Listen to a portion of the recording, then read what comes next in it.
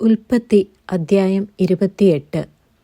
അനന്തരം ഇസഹാക്ക് യാക്കോബിനെ വിളിച്ച് അവനെ അനുഗ്രഹിച്ച് അവനോട് ആജ്ഞാപിച്ചു പറഞ്ഞത്, നീ കനാന്യ സ്ത്രീകളിൽ നിന്ന് ഭാര്യയെ എടുക്കരുത്. പുറപ്പെട്ട് പദൻ അരാമിൽ നിന്റെ അമ്മയുടെ അപ്പനായ ബെതുവേലിന്റെ വീട്ടിൽ ചെന്ന് നിന്റെ അമ്മയുടെ സഹോദരനായ ലാബാന്റെ പുത്രിമാരിൽ നിന്ന് നിനക്ക് ഒരു ഭാര്യയെ എടുക്ക. സർവശക്തനായ ദൈവം നിന്നെ അനുഗ്രഹിക്കുകയും നീ ജനസമൂഹമായി തീരത്തക്കവണ്ണം നിന്നെ സന്താന പുഷ്ടിയുള്ളവനായി പെരുക്കുകയും ദൈവം അബ്രഹാമിന് കൊടുത്തതും നീ പരദേശിയായി പാർക്കുന്നതുമായ ദേശം നീ കൈവശമാക്കേണ്ടതിന് അബ്രഹാമിന്റെ അനുഗ്രഹം നിനക്കും നിന്റെ സന്തതിക്കും തരികയും ചെയ്യുമാറാകട്ടെ. അങ്ങനെ ഇസഹാക്ക് യാക്കോബിനെ പറഞ്ഞയച്ചു.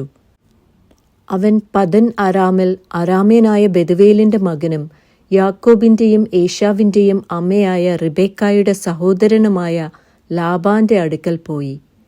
ഇസഹാക്ക് യാക്കോബിനെ അനുഗ്രഹിച്ച് പദൻ അരാമിൽ നിന്ന് ഒരു ഭാര്യയെ എടുപ്പാൻ അവനെ അവിടേക്ക് അയച്ചതും അവനെ അനുഗ്രഹിക്കുമ്പോൾ നീ കനാന്യ സ്ത്രീകളിൽ നിന്ന് ഭാര്യയെ എടുക്കരുതെന്ന് അവനോട് കൽപ്പിച്ചതും യാക്കോബ് അപ്പനെയും അമ്മയെയും അനുസരിച്ച് പദൻ അരാമിലേക്ക് പോയതും ഏശാവ് അറിഞ്ഞപ്പോൾ കനാന്യ സ്ത്രീകൾ തൻ്റെ അപ്പനായ ഇസഹാക്കിന് ഇഷ്ടമുള്ളവരല്ല എന്ന് കണ്ട് ഏശാവ് ഇശ്മായേലിന്റെ അടുക്കൽ ചെന്ന് തനിക്കുള്ള ഭാര്യമാരെ കൂടാതെ അബ്രഹാമിന്റെ മകനായ ഇശ്മായേലിന്റെ മകളും നെബായോത്തിന്റെ സഹോദരിയുമായ മഹലത്തിനെയും വിവാഹം കഴിച്ചു.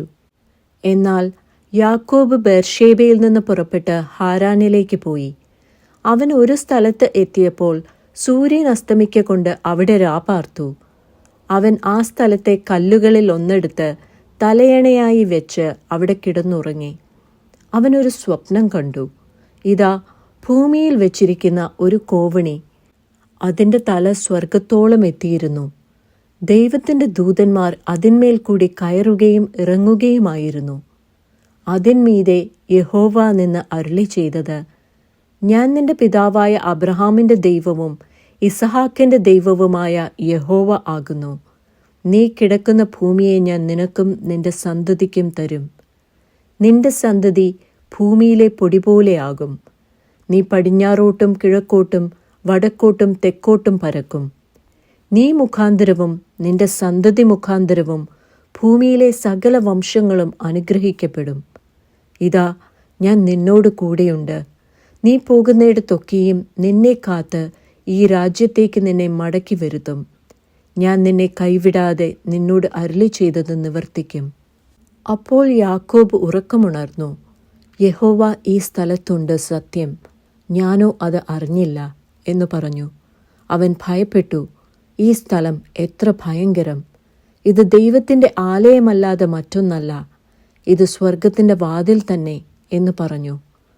യാക്കോബ് അതികാലത്ത് എഴുന്നേറ്റ് തലയണയായി വെച്ചിരുന്ന കല്ലെടുത്ത് തൂണായി നിർത്തി അതിന്മേൽ എണ്ണയൊഴിച്ചു. അവൻ ആ സ്ഥലത്തിന് ബേഥേൽ എന്നു പേർ വിളിച്ചു. ആദ്യം ആ പട്ടണത്തിന് ലൂസ് എന്നു പേരായിരുന്നു. യാക്കോബ് ഒരു നേർച്ച നേർന്നു.